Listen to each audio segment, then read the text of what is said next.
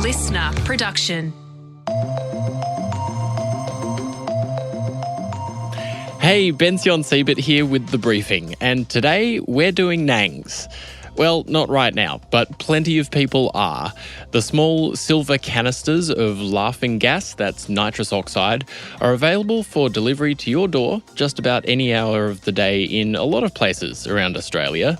And it's been just over a year since a 30-year-old man died after becoming unconscious after inhaling nitrous oxide in a hotel spa on the Gold Coast. In 2021, the Therapeutic Goods Administration made nitrous oxide a Schedule 6 poison for non-therapeutic use, which it says controls the risk of misuse while not limiting access for legitimate purposes like whipping cream in bakeries, for example. But how dangerous are nangs, really? And what, if anything, should governments be doing about them? To find out more, we've got listener journo Archie Milligan with us today. So let's start off. For anyone who doesn't know what nangs are, tell us what we're talking about here. You've probably seen them before, usually in the side of the road or in the gutter or something like that. It's these little silver canisters, and they're used for all sorts of things, really. They're most commonly used for whipping cream. They do have other uses as well. I think some airsoft guns and the like use these types of canisters. That's really what we're talking about. And it's the fact that they've got these legitimate uses that is giving people the opportunity to use and abuse, really. Okay, and people use these to get high as well? Yes. So nitrous oxide is a laughing gas, can be classed as an inhaled anesthetic. So I remember when I split my chin on a rock in a bicycle accident, I was quite young, they gave me laughing gas, and it's, you get a high, a very quick, short high, and that's what people describe happens. But of course, with anything like this, there are going to be some consequences, right? Absolutely. So there was this death that occurred on the Gold Coast. Can you tell us what we know about that case and whether there's been any others? Yeah, look, so the one that was just over a year ago, long story short, inhaling nitrous oxide, getting to the state where he passed out and then was in a spa pool, so he passed out and unfortunately drowned. In 2018, during schoolies, another young man died after falling off a balcony, and nitrous oxide was involved in that case as well.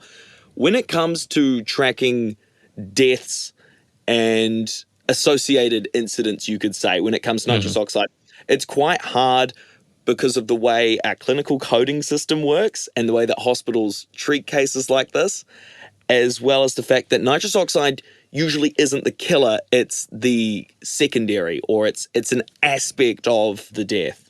So what do health experts say about what nitrous oxide does to the body and the brain? So obviously it's an inhalant, so you're depriving your brain of oxygen. That's, one of the first biggest things about it, right?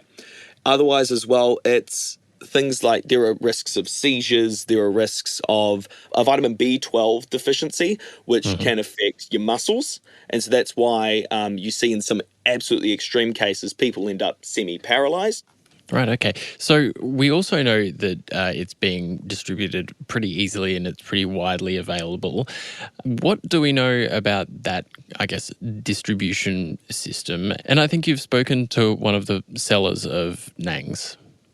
Yes, so I got in touch with a seller on the Gold Coast. Depending on where you are, you can get nitrous oxide effectively like Uber Eats. You can get nitrous oxide delivered to your door within 20 minutes in some of the cap cities, a bit later on, at any hour of the day, especially for those main metro centres. In regional areas, they're still pretty accessible in gas stations and late night convenience stores, or it's next day delivery. So it is not hard to get this across the country.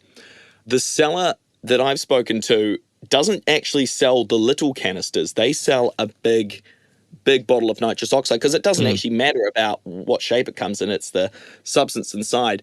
They sell a product that is the equivalent of 70 of the little silver chargers.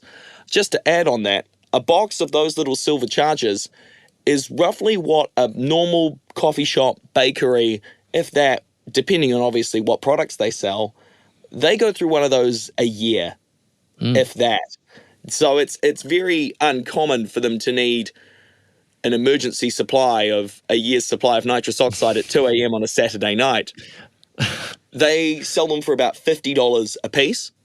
During schoolies, this company GWIP, they said that they made around 50 grand during schoolies, the most recent schoolies that's just happened, selling 3,500 canisters. So that's the equivalent of 245,000 little cylinders just over schoolies weekend. So the reason that probably all these schoolies are whipping so much cream is because these guys' particular marketing strategy would target the likes of the schoolies going. So one of their videos on TikTok, in my opinion, is very brazen and you could almost say quite tongue-in-cheek. They use luxury cars. It's all very on the nose of, we might know what's going on, but they do not show anything directly illegal or irresponsible. So this company, GWIP, gave me an interview over the week. One of their co-founders, Ollie, he didn't give us his last name, but they agreed to have a chat. And he says their approach to marketing, especially on TikTok, is about causing controversy. I think a lot of the tongue-in-cheek sort of marketing is due to the fact that obviously the product can be abused and it's a semi-regulated product. However, obviously the TikToks only show safe discharge of the tanks. They do not show any sort of abuse of the product. So at the end of the day, if someone interprets that as you can abuse this product, they interpret it as that. And we wouldn't be able to sell it to someone if they stated to us that they were going to abuse the product, or if they stated to us that they were below 18. So even the sellers acknowledge that there is a potential for the misuse, and he isn't wrong to that extent, but there's only some uses for these canisters, and filling up balloons, this isn't whipping cream and, using it in car engines. So I asked them if they were worried about any kind of legal ramifications. We worry about the laws changing. We have a process in line to delete all of the TikTok content at once if the laws change. However, at the moment, it doesn't look like they're going to change. In the UK, they have changed. And I think that there might be some regulations in the way in which we can advertise in the future. However, at the moment, in Queensland anyway, there's no sort of regulation about how we can advertise this product. Those rules in the UK that he talks about, he's referring to an all-out ban in November of last year after there were 25 deaths linked to nitrous oxide between 2010 and 2016 in the UK. So they've gone that step further and actually put in some stronger restrictions. And their Instagram claims that they are a kitchen/cooking product, but I still asked him if he worries about people misusing his product.